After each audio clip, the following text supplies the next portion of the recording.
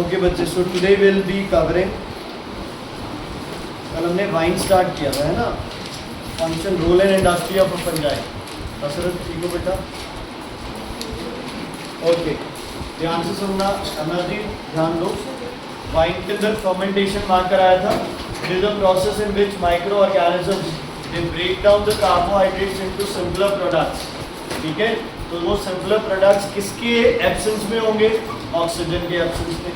मतलब वो क्या होंगे आपके पास? इथेनॉल हो सकता है या फिर क्या हो सकता है? Lactic acid. क्योंकि हमने पढ़ा है कि एनारोबिक रेस्पिरेशन में क्या बनता है? इथेनॉल या फिर लैक्टिक एसिड। कल हमने ये भी पढ़ा था कि जो वाइन है उसमें बच्चे, हाँ जी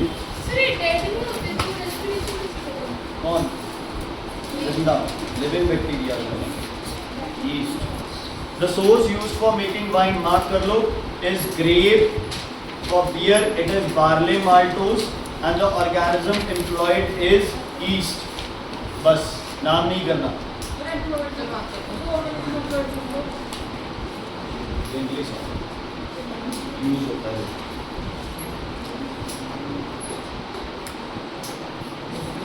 इक्वेशन इंपॉर्टेंट है बच्चे।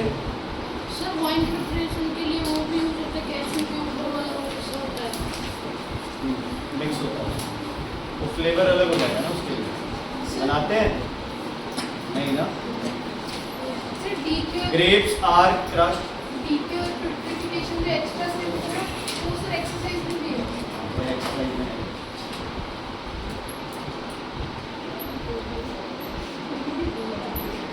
grapes are crushed and there is a book.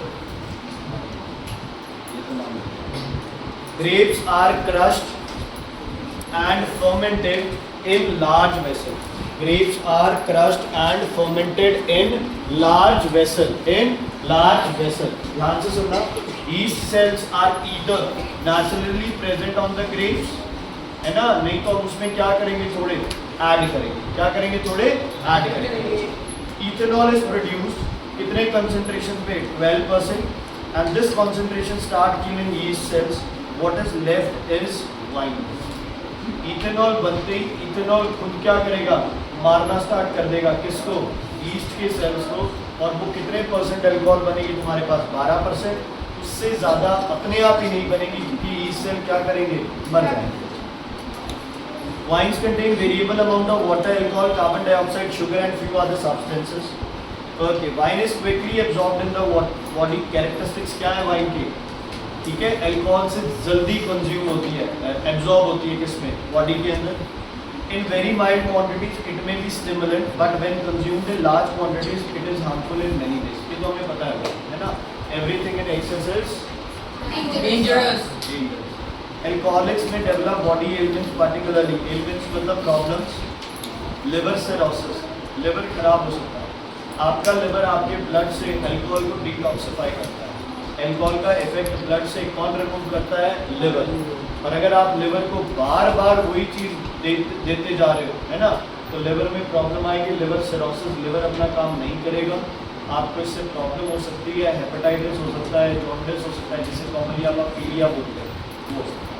ठीक है, तो वाइन में कैरेक्टरिस्टिक्स ऑफ वाइन इंपॉर्टेंट है बच्चे। और वाइन कैसे बनती है ये मैंने आपको बताया। पीलिया से किसी रीजन से सकते हैं और कुछ लिवर की characteristics characteristics. Okay, baking, bread making industries. In baking कल अपन एग्जांपल लिया था, मिक्सचर ऑफ फ्लावर, आटा और मैदा, some fat, salt, water is required to make a dough. The starch of the flour gets converted into sugar when yeast is added. It ferments the sugar and produces carbon dioxide and the dough rises. And the dough rises. Fermentation के दौरान जो bread बनाने के लिए जो mould, जो आपने dough बनाया है, उसके अंदर हम क्या डालते हैं? यीस्ट, या फिर जिसे क्या बोलते हैं आप? ब्रेड यीस्ट बोलते हैं ना, एक और बोलते हैं। और क्या डालते हैं इसमें? बेकिंग पाउडर भी डालते हैं ना, बेकिंग पाउडर डालते हैं, यीस्ट डालते हैं, तो ये सब उसको क्या बना देती है? सॉफ्ट, फ्लफी बना देती है ना। तो वो फ्लफी क्यों होता है? क्योंकि एनारोबिक रेस्पिरेशन होगा और उससे क्या प्रोड्यूस होगी? Carbon dioxide. ओके, उसके बाद बच्चे नेक्स्ट आते हैं। समझाए हमने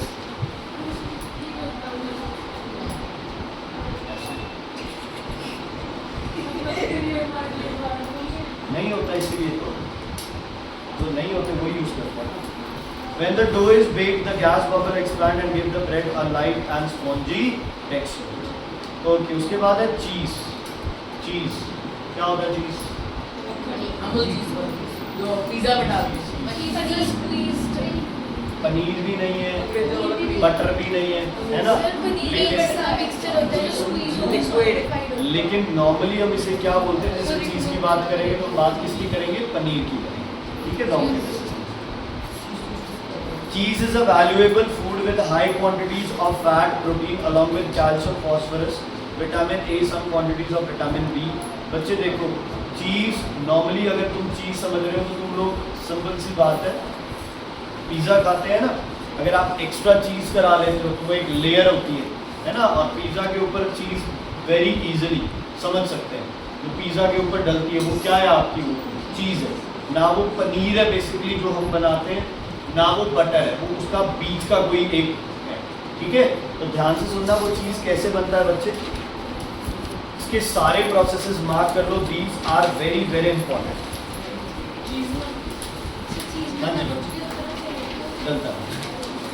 सबसे पहले कर्डलिंग ऑफ मिल्क। कर्ड के अंदर कौन से बैक्टीरिया होते हैं? लैक्टोबैसिलस है ना, या लैक्टिक एसिड। तो बच्चे सबसे पहले जो लैक्टोबैसिलस है या लैक्टिक एसिड है ये ऐड किया जाता है किसमें? मिल्क में, और उससे क्या बनता है बच्चे? कर्ड। क्या बनता है उससे? Curd. The curd produces separated from whey liquid remained after curdling. अब जैसे कर्ड बन गया, उस कर्ड को आप क्या कर सकते हो? एक क्लॉथ में टांग सकते हो। जब हम कर्ड बनाते हैं तो डालते नहीं है क्या कर्ड कैसे बनता है? एक मिनट चुप चुप। कर्ड कैसे बनता है घर पे? दूध से क्या करते हैं? दूध इसको रात को रख देते हो, फिर एक परी आती है करती है, हाँ जी ठीक है, जो भी है करती है, और क्या हो जाता है? कर्ड बन जाता है। नहीं बच्चे, कर्ड से ही बनता है। आप दूध के अंदर ये लैक्टोबैसिलस डालते हो, बैक्टीरिया, हाँ जी कर्ड डालते हो, वो बैक्टीरिया मल्टीप्लाई होते हैं और दूध को क्या बना देते हैं? कर्ड। सारेंगे सुनो, कर्ड इज प्रोड्यूस, जो कर्ड बना है बच्चे उसको आप क्या करो? आप उसको एक क्लॉथ के अंदर टांग सकते हो, आप उसको कोई फिल्टर के अंदर टांग सकते हो, और उसमें से जितना भी लिक्विड है वो पूरे का लिक्विड पूरा लिक्विड क्या करेगा? बाहर निकल जाएगा, और ऊपर आपको क्या मिलेगा? एक तरह से semi solid form of curd. तो हंकर्ड होगी। हाँ जी। उसके बाद curd is processed to remove moisture. At this stage it is called cottage cheese बच्चे, ठीक है। हल्का सा इसकी प्रोसेसिंग की जाएगी, किसकी बच्चे? किसकी? जो दही बचा है ना, जो बचा अपने पास, उसकी क्या की जाएगी? प्रोसेसिंग की जाएगी, उसको थोड़ा बहुत जैसे कहते हैं मूवमेंट कराई जाएगी, हल्का उसे गर्म ठंडा किया जाएगा, प्रोसेसिंग होगी, और उससे क्या बनेगा आपके पास? Cottage cheese. मार्क कर लो, the curd process to remove moisture. At this stage it is called cottage cheese. और मॉइस्चर रिमूव करने के लिए और बैक्टीरियल ग्रोथ को अवॉइड करने के लिए उस पर क्या डालेंगे? सॉल्ट। तो the process is salting.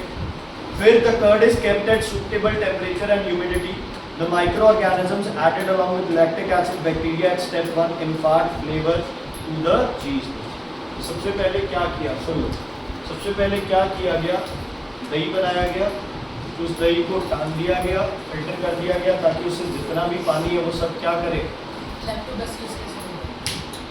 Curd से बन चुका है ना पहले, लैक्टिक एसिड मिल चुका है, नेचुरल इंग्रेडिएंट से भी मिलता है, जैसे मिर्ची में भी होता है बच्चे ये चीज़, मिर्ची में भी आपका लैक्टिक एसिड मिलता है। एक बार कर्ड बन गया ना, तो आप अपने घर में कर्ड तभी जमा सकते हो जब आपके पास कर्ड है, नहीं तो फिर दूसरे से पहली बार बच्चे नेचुरल इंग्रेडिएंट्स हो गया ना आपके, जैसे मिर्ची है उसमें लैक्टिक एसिड है, ठीक है, या फिर सारिन बैक्टीरिया है, आप मिल्क को वैसे छोड़ दो खट्टा हो जाता है दूध, उसके बाद उसका क्या बनेगा? कर्ड बन जाएगा।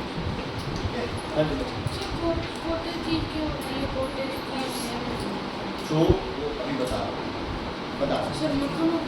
नहीं सुनो, ठीक है, क्या किया गया बच्चे, एक तरह से कह सकते हो, हाँ एक तरह से जो कह सकते हो मक्खन कह सकते हो। मक्खन जो मलाई को अरे बच्चे मक्खन कई तरीके से मलाई से निकलता है, सिंपल दूध का दही बना के उसको घुमाते दही को हैं ऐसे कवर अरे कर दूध लस्सी बन जाएगी वो। मक्खन, और उसको घुमाते रहो बेटा, उसको घुमाते रहो, लास्ट में मक्खन निकल आता है।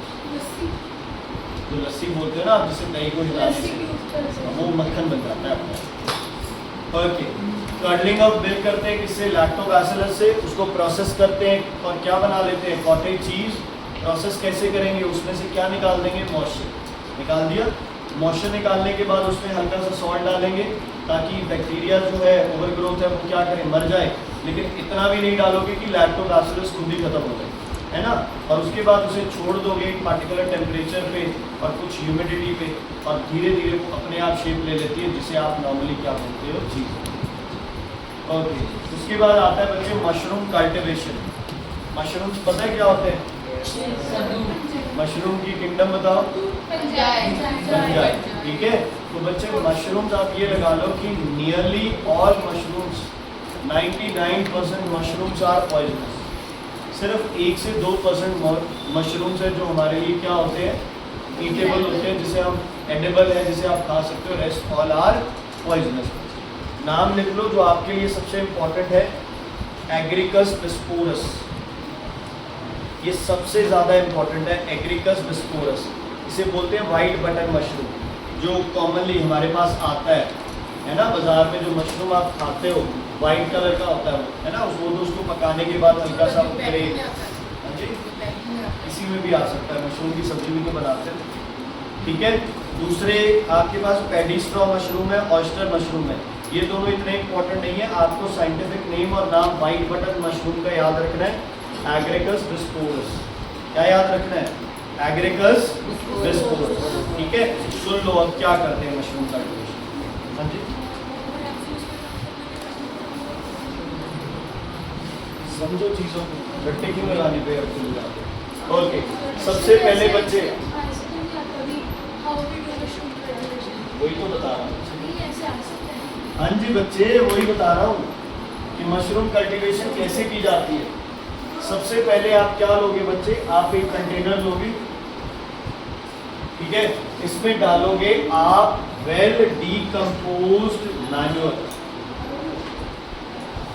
प्रोसेस को बोलते हैं कंपोस्टिंग। क्या बोलते हैं प्रोसेस को, कंपोस्टिंग। क्या बोलते हैं प्रोसेस को, कंपोस्टिंग। तो आप वेल कंपोस्ट, जैसे आप इसमें एनिमल कंपोस्ट हो सकता है, कल पढ़ा था ना काउ डंग, जिसमें नाइट्रीफाइंग बैक्टीरियाज एक्ट करें और उसे बिल्कुल क्या कर दे, सॉल्युबल फॉर्म में कर दे, तो वो आप प्योरली कंपोस्ट डालोगे। कंपोस्ट बहुत ज़्यादा क्या होती है, सॉफ्ट। कोई प्लांट अगर कंपोस्ट में खड़ा है ना, हल्की सी हवा आई तो वो गिर सकता है, क्यों, क्योंकि कंपोस्ट बहुत ज़्यादा क्या होती है बच्चे, सॉफ्ट। तो सबसे पहले आपने कंपोस्ट डाले, इसके बाद जो वाइट बटन मशरूम है इसके हम क्या डालेंगे इसके अंदर बच्चे, सीड्स। तो जो ये फंजाई के सीड है ये इसका माइसीलियम, क्या है इसके, माइसीलियम मतलब सीड है। जैसे बैक्टीरिया के क्या होते हैं, स्पोर्स है, तो मशरूम के क्या है, माइसीलियम। हाँ जी, ठीक है जी, मशरूम के माइसीलियम डालेंगे। इस प्रोसेस को क्या बोलते हो आप, स्पॉनिंग। क्या बोलते हो इस प्रोसेस को, स्पॉनिंग। क्या बोलते हो इस प्रोसेस को, बोलो जल्दी, स्पॉनिंग। डाल दिए बच्चे, ठीक है जी। इसके बाद इस पे एक पतली परत किसकी डालेंगे, मिट्टी। किसकी पतली परत डालेंगे बच्चे इसके ऊपर, मिट्टी। किसकी, मिट्टी, ताकि जो मशरूम इससे उगेंगे वो मशरूम बच्चे स्टैंड करें, है ना, स्टैंड करें, इधर उधर ना गिरे। इसके ऊपर क्या डालोगे, मिट्टी की परत, प्लस जो कंपोस्ट में आपने पानी डाला हुआ है वो पानी मिट्टी की वजह से उड़ेगा नहीं, इवापोरेट नहीं करेगा। तो सबसे पहले क्या था, composting, then it was spawning, और स्पॉनिंग के बाद क्या किया है, केसिंग। स्पॉनिंग के बाद क्या किया है, ठीक है जी। फिर थोड़े दिनों में आप देखोगे यहां से क्या निकल आएंगे, मशरूम। अब ये आप पे, अब ये आप पे है कि आप इस मशरूम को कब हार्वेस्ट करते हो, है ना। जो मार्केट में डिमांड है, स्मॉल साइज है तो छोटों को तोड़ लोगे, है ना। बड़ा डिमांड है, बड़े साइज कोई ज़्यादा बिकते हैं तो वो तुम पे कि तुम उसे कैसे हार्वेस्ट करना चाहते। ठीक है जी, क्लियर है। तो आप ये बटन छोड़ दोगे, इस सारे सामान को मिक्स कर दोगे, है ना। अब दोबारा वो इस स्पॉनिंग से प्रोसेस क्या करोगे, स्टार्ट। तो ध्यान से पढ़ते हैं बच्चे इसको। सबसे पहला प्रोसेस है कंपोस्टिंग।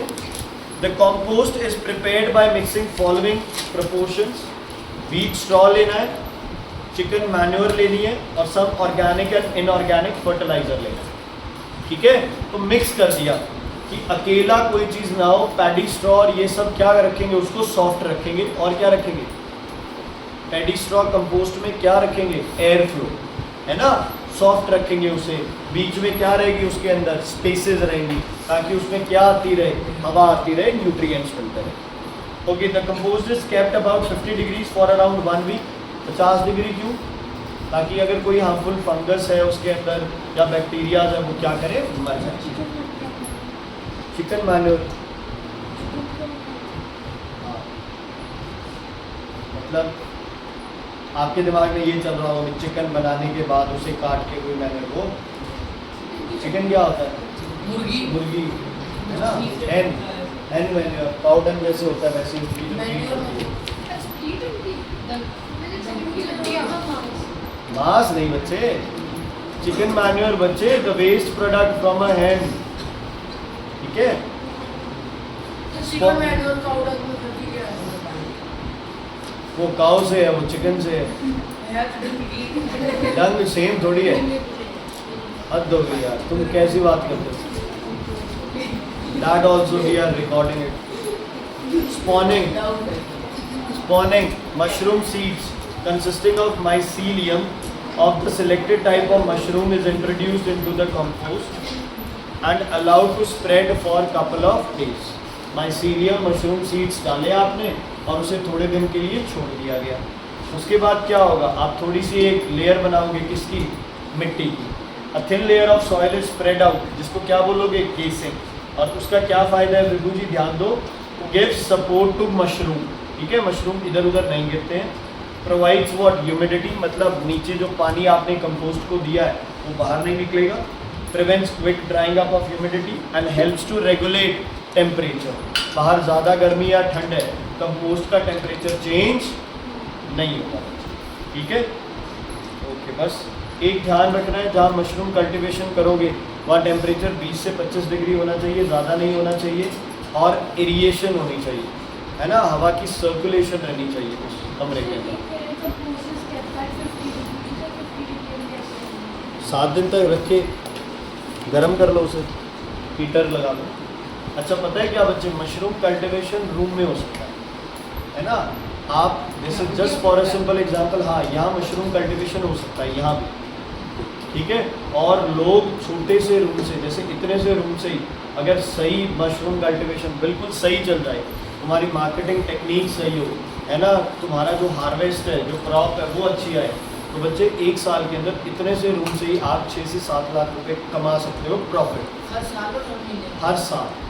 हर साल 6 से 7 लाख रुपए only profit I am talking about, है ना। सेल तो पता नहीं कितनी होगी उसकी, लेकिन आप सारा खर्चा निकाल के, आप इवन अपनी सैलरी निकाल के भी, आपने काम किया तो आपने महीने के इतने पैसे अपने लिए यूज़ किए, उसके बाद भी आप 5 से 6 लाख रुपए इतने से रूम से बचा सकते हो।